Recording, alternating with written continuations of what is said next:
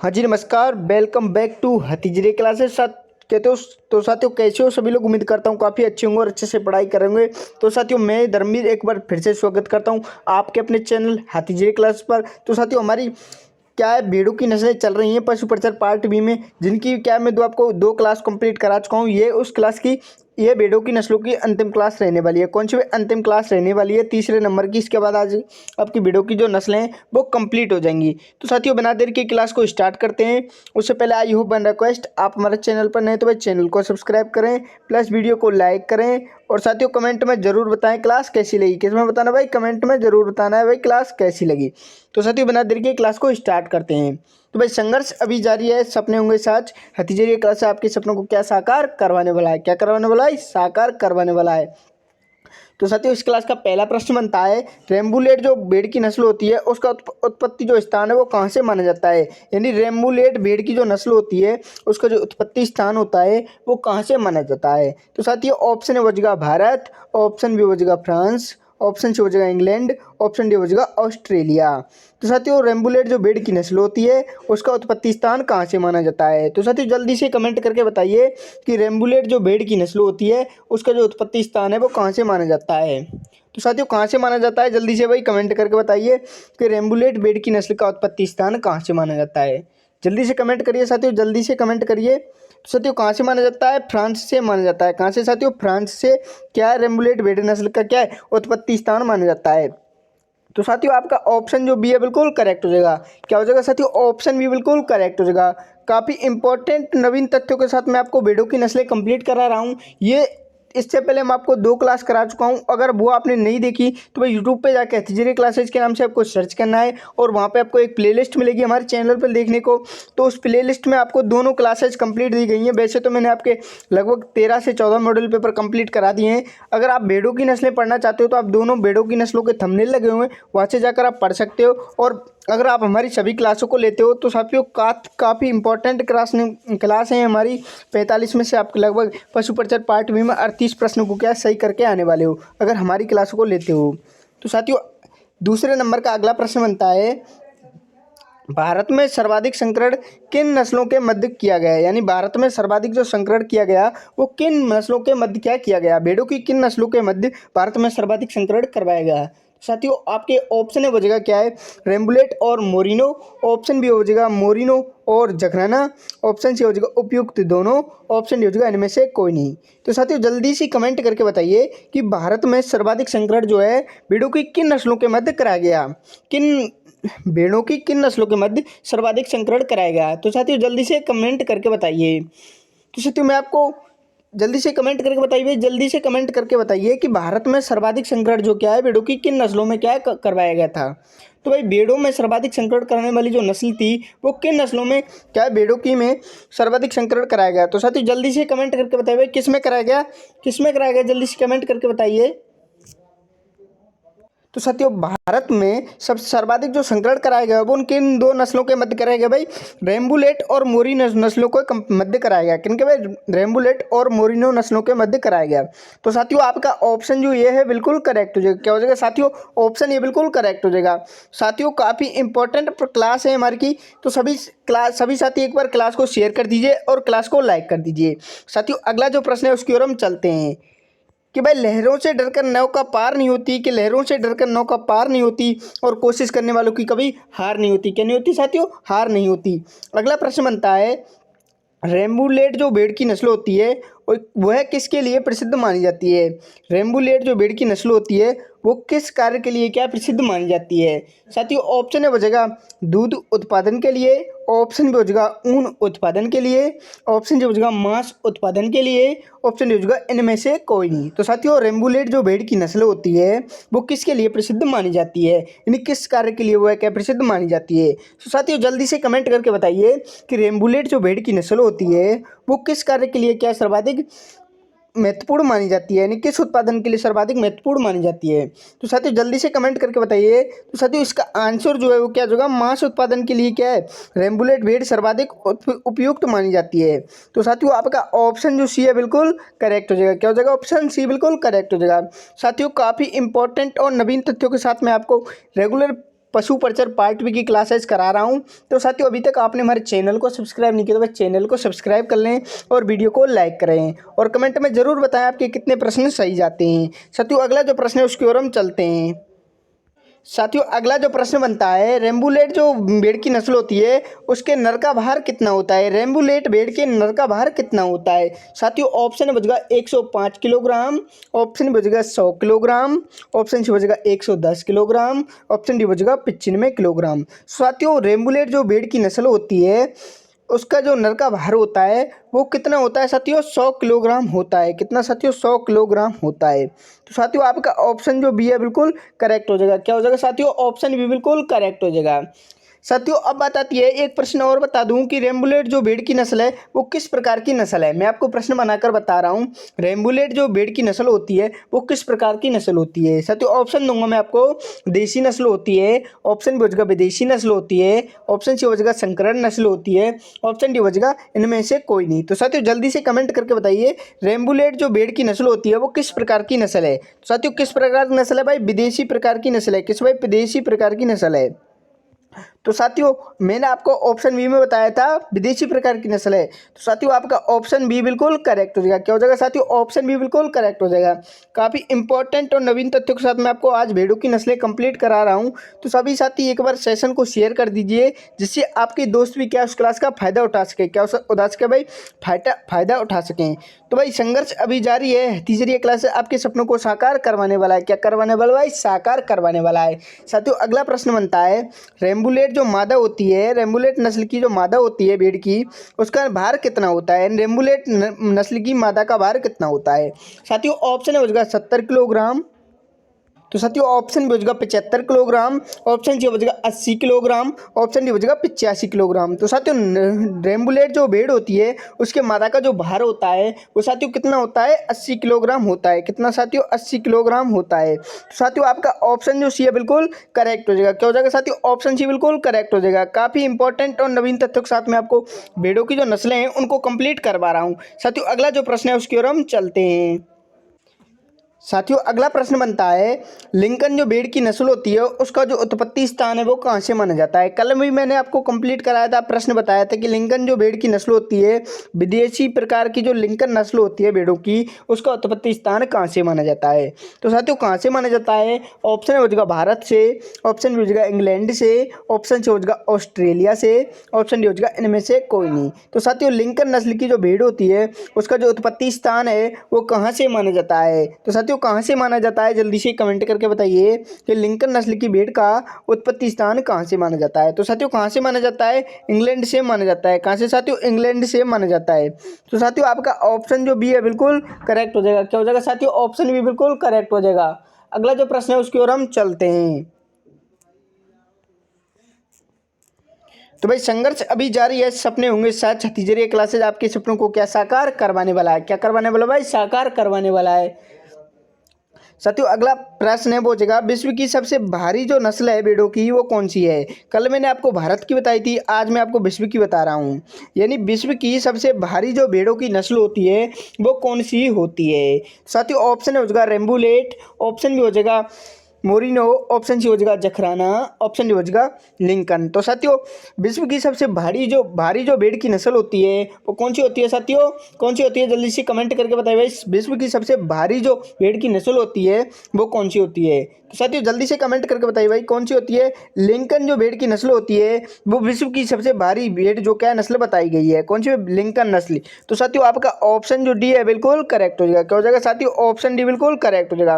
काफ़ी इंपॉर्टेंट प्रश्न है साथियों, सभी इंपॉर्टेंट प्रश्न क्या मैं आपको इस क्लास में करा रहा हूँ। साथियों अगला जो प्रश्न है उसकी ओर हम चलते हैं।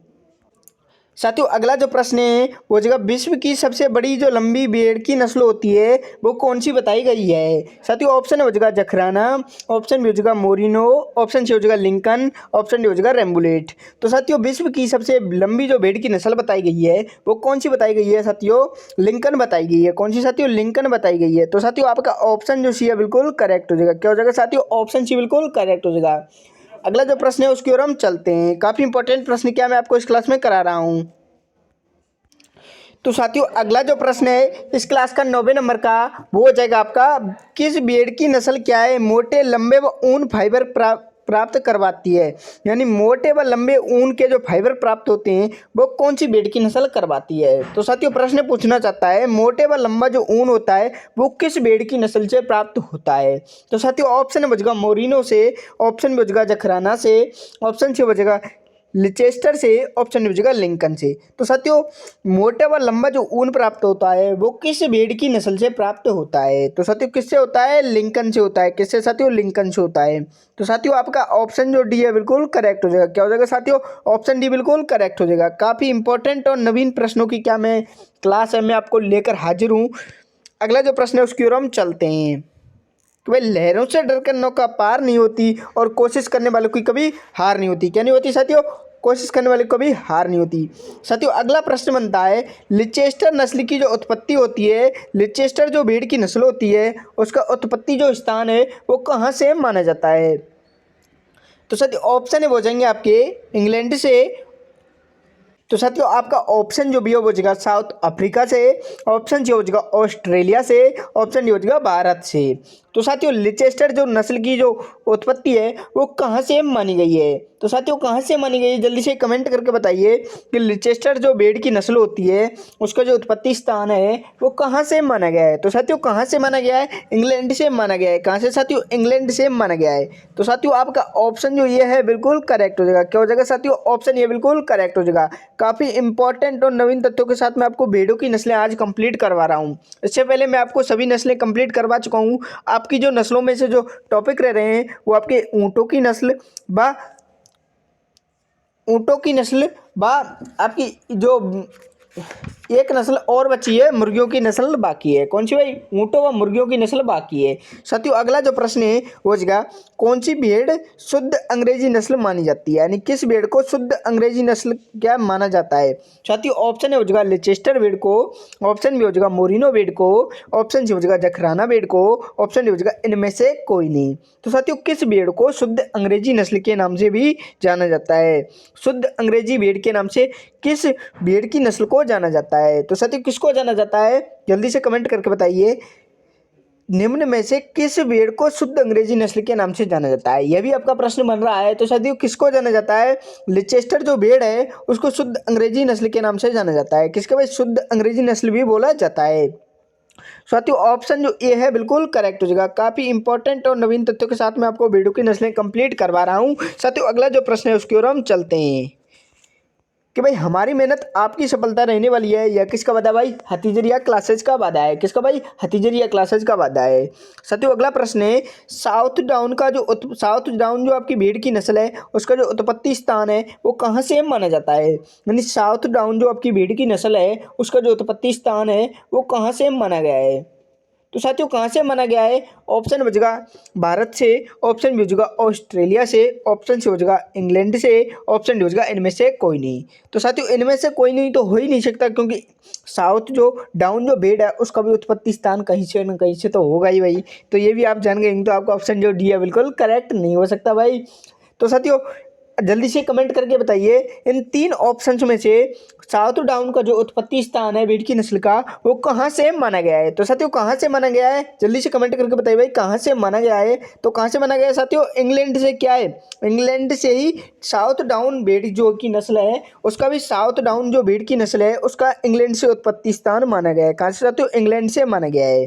तो साथियों आपका ऑप्शन जो सी है बिल्कुल करेक्ट हो जाएगा। काफ़ी इंपॉर्टेंट प्रश्न है साथियों, सभी प्रश्नों को नोट करते चलें। अगर आप भी चाहते हैं इस क्लास की पीडीएफ बिल्कुल फ्री में प्राप्त करना तो भाई आप हमारे डिस्क्रिप्शन में व्हाट्सएप टेलीग्राम ग्रुप का लिंक दिया गया है, तो वहाँ से जाकर आप ज्वाइन कर सकते हैं। अन्यथा आप इस नंबर पर भी मैसेज कर सकते हैं व्हाट्सएप पे, आपको व्हाट्सएप टेलीग्राम ग्रुप में क्या है ज्वाइन करवा दिया जाएगा। किस पे भाई, व्हाट्सएप टेलीग्राम ग्रुप में क्या है ज्वाइन करवा दिया जाएगा।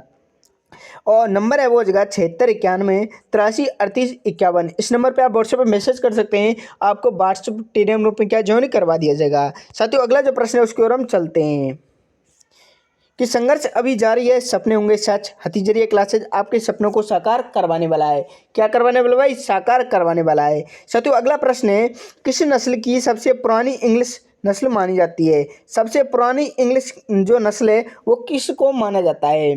तो साथियों किसको माना जाता है, ऑप्शन हो जाएगा साउथ डाउन नस्ल को, ऑप्शन बी हो जाएगा मोरिनो नस्ल को, ऑप्शन सी हो जाएगा रेम्बुलेट नस्ल को, ऑप्शन डी हो जाएगा जखराना नस्ल को। साथियों सबसे पुरानी नस्ल के जो किस नस्ल को, भेड़ों की किस नस्ल को सबसे पुरानी इंग्लिश नस्ल के नाम से भी जाना जाता है? साथियों किसको जाना जाता है? साउथ डाउन को जाना जाता है। किसको भाई? साउथ डाउन को जाना जाता है। तो साथियों आपका ऑप्शन जो ये है बिल्कुल करेक्ट हो जाएगा। क्या हो जाएगा साथियों? ऑप्शन ये बिल्कुल करेक्ट हो जाएगा। काफ़ी इंपॉर्टेंट और नवीन तथ्यों के साथ मैं आपको जो क्या है भेड़ों की नस्लें कंप्लीट करवा रहा हूँ।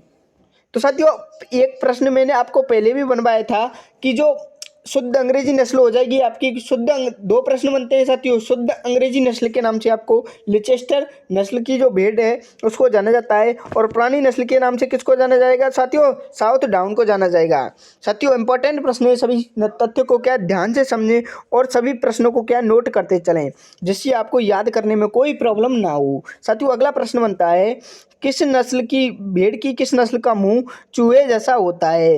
यानी भेड़ की किस नस्ल का क्या है? मुंह चूहे जैसा होता है। तो साथियों किस नस्ल के मुंह भेड़ की किस नस्ल का मुंह चूहे जैसा होता है? तो साथियों ऑप्शन हो जाएगा पोंगल भेड़ का, ऑप्शन हो जाएगा मोरिनो भेड़ का, ऑप्शन सी हो जाएगा साउथ डाउन भेड़ का, ऑप्शन डी हो जाएगा रेम्बुलेट भेड़ का। तो साथियों किस नस्ल की भेड़ का क्या है? मुंह क्या है? चूहे जैसा होता है। तो साथियों किस नस्ल की भेड़ का मुंह चूहे जैसा होता है? तो किसका होता है भाई? जल्दी से कमेंट करके बताइए किसका होता है? साउथ डाउन का होता है। किसका साथियों? साउथ डाउन का होता है। तो साथियों आपका ऑप्शन जो सी है बिल्कुल करेक्ट हो जाएगा। क्या हो जाएगा साथियों? ऑप्शन सी बिल्कुल करेक्ट हो जाएगा। इंपॉर्टेंट प्रश्नों के महत्वपूर्ण प्रश्नों की भेड़ों की नस्लों से मैं आपको प्रश्न बनाकर रेगुलर करा रहा हूँ। साथियों कल बात करेंगे हम ऊँटों की नस्लों पर। किसको भाई? ऊँटों की नस्लें। इससे हमारी अगली जो क्लास होगी वो ऊँटों की नस्लों पर होने वाली है। अगर आप भी रेगुलर जुड़ेंगे 8:40 पर, तो शायद आप भी 45 प्रश्न में से 38 प्रश्नों को क्या है सही कर पाएंगे, क्योंकि इंपॉर्टेंट प्रश्नोत्तरी को क्या मैं रेगुलर आपको क्लासों में करवा रहा हूँ। और आपका एग्जाम है वो भी स्थगित कर दिया गया है। 21 दिसंबर को क्या आपका एग्जाम स्टार्ट होंगे और 24 दिसंबर के मध्य आपके एग्जाम होने वाले हैं। साथियों अगला जो प्रश्न बनता है वह कौन सी संकर नस्ल है? यानी संकर नस्ल क्या है? भेड़ों की जो नस्लें हैं वो मैंने आपको 3 प्रकार की बताई थी, देसी, विदेशी और संकर। ये 3 प्रकार के भेड़ों की क्या आपकी नस्लें होती हैं। प्रश्न अगला बन रहा है हमारा संकर नस्लों से। किससे भाई? संकर नस्लों से। यानी वह कौन सी संकर नस्ल है जिसे विदेशी मोरिनो अर्थात रेम्बुलेट या मालपुरा नस्ल की मादा संकरण तैयार किया गया था? यानी विदेशी नस्ल की आपकी मोरिनो व रेम्बुलेट व मालपुरा, इन तीनों भेड़ों का क्या संकरण कराया गया जो हमें एक नई जो भेड़ की नस्ल है वो प्राप्त हुई। तो साथियों कौन सी भेड़ की नस्ल है ऐसी जिससे हमें क्या है, हमने मोरिनो का भी संकरण करा दिया। किसका भाई? मोरिनो का भी संकरण करा दिया। और तब हमें कौन सी नस्ल प्राप्त हुई भाई? कौन सी प्राप्त हुई? जल्दी से कमेंट करके बताइए इन 4 ऑप्शन में से कौन सी आपकी हमें नस्ल प्राप्त हुई जब हमने इन तीनों का संकरण कराया। तो साथियों ऑप्शन हो जाएगा पोंगल नस्ल, ऑप्शन भी हो जाएगा रेम्बुलेट नस्ल, ऑप्शन से हो जाएगा एविकाली नस्ल, ऑप्शन हो जाएगा नेल्लोर नस्ल। तो साथियों हमने मोरिनो व रेम्बुलेट व मालपुरा इन तीनों का जब संकरण कराया तो हमें एविकालीन नस्ल प्राप्त हुई। साथियों कौन सी? एविकालीन नस्ल प्राप्त हुई। तो साथियों आपका ऑप्शन जो सी है बिल्कुल करेक्ट हो जाएगा।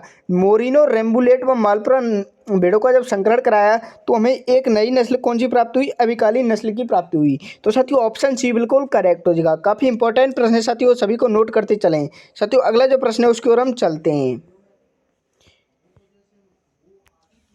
साथियों अगला प्रश्न बनता है, एविकालीन जो नस्ल है भेड़ की, यानी संकर नस्लों में एविकालीन जो भेड़ की नस्ल है वो किस केंद्रीय भेड़ या ऊन अनुसंधान संस्थान में विकसित किया गया है?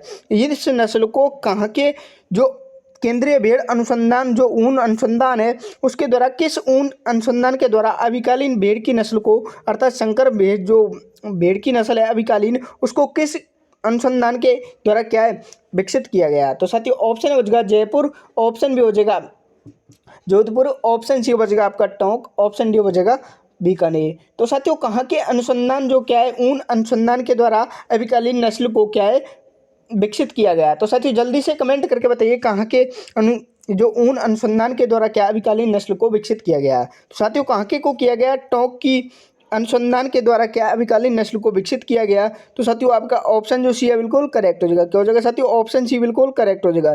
साथियों नवीन तथ्यों के साथ मैं आपको भेड़ों की नस्लें कंप्लीट करवा रहा हूं, तो भाई अभी तक आपने हमारी क्लास को लाइक नहीं किया तो भाई क्लास को लाइक कर दें। साथियों अगला प्रश्न बनता है, किस भेड़ के ऊन सबसे पतली होती है? यानी भेड़ों की नस्लों में सबसे जो पतली ऊन होती है वो किस नस्ल की भेड़ की होती है?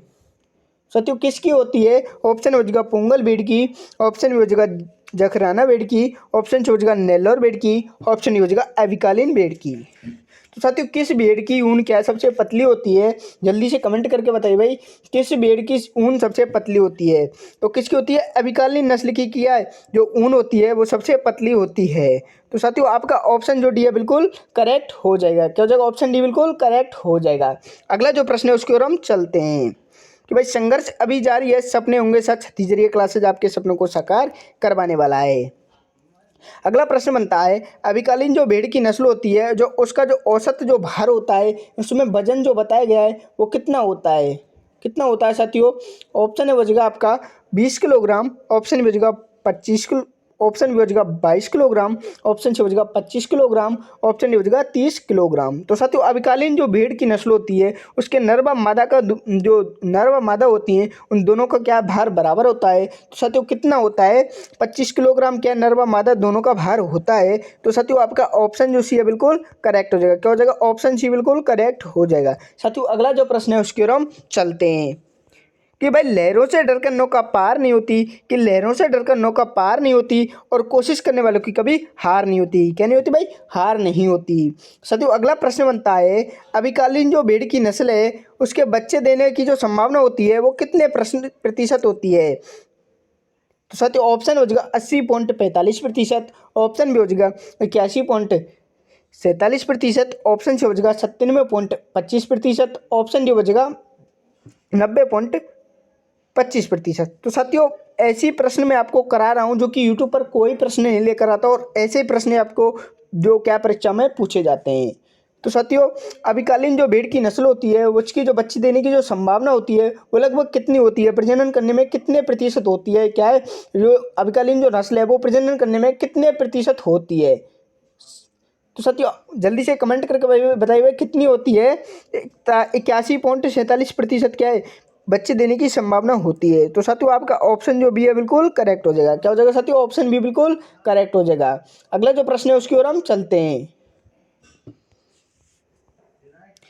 साथियों अगला जो प्रश्न बनता है अभिकालीन जो भेड़ की नस्ल होती है वो 6 महीने में लगभग कितनी ऊन प्राप्त की जा सकती है? यानी 6 महीने में लगभग कितनी ऊन हम क्या है अभिकालीन जो भेड़ की नस्ल है उससे प्राप्त कर लेते हैं? तो साथियों जल्दी से कमेंट करके बताइए। ऑप्शन हो जाएगा 1.10 किलोग्राम, ऑप्शन भी हो जाएगा 2.5 किलोग्राम, ऑप्शन से हो जाएगा 1.13 किलोग्राम, ऑप्शन डी हो जाएगा 1.15 किलोग्राम। तो साथियों अभिकालीन जो भेड़ की नस्ल होती है उससे 6 महीने में क्या है कितना ऊन उत्पादन किया जा सकता है? तो साथियों जल्दी से कमेंट करके बताइए कितना किया जा सकता है?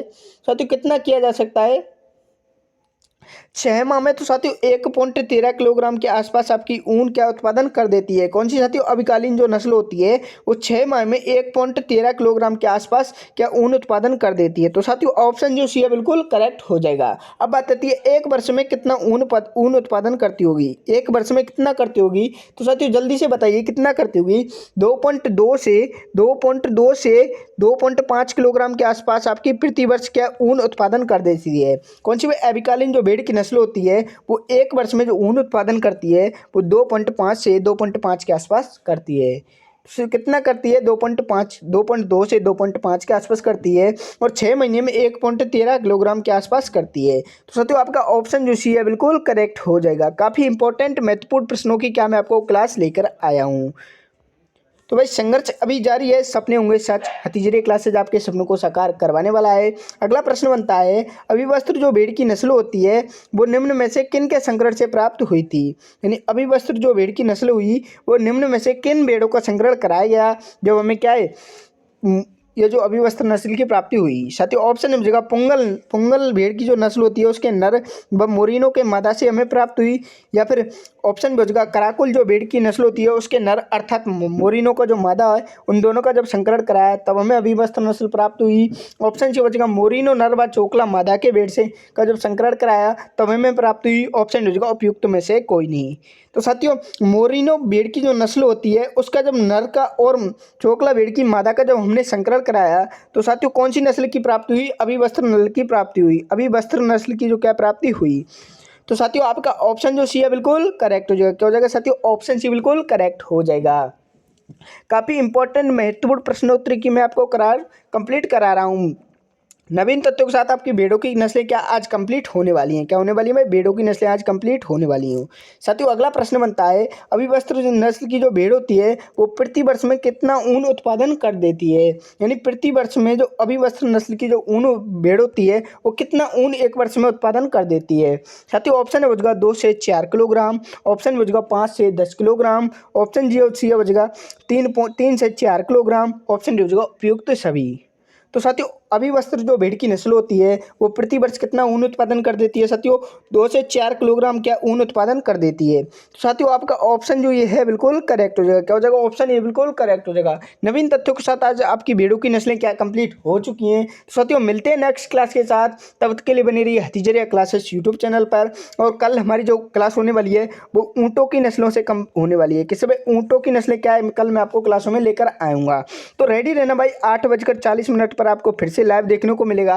किस चैनल पर भाई? हथीजरिया क्लासेस पर 8:40 पर आपको ऊँटों की नस्लें देखने को मिलेंगी। तो साथियों उम्मीद करता हूँ आपको क्लास अच्छी लगी हुई। तो भाई क्लास अच्छी लगी हो तो चैनल को सब्सक्राइब कर लेना, वीडियो को लाइक कर और कमेंट में ज़रूर बताना आपको क्लास कैसी लगी। मिलते हैं नेक्स्ट क्लास के साथ, तब तक के लिए बने रहिए। धन्यवाद।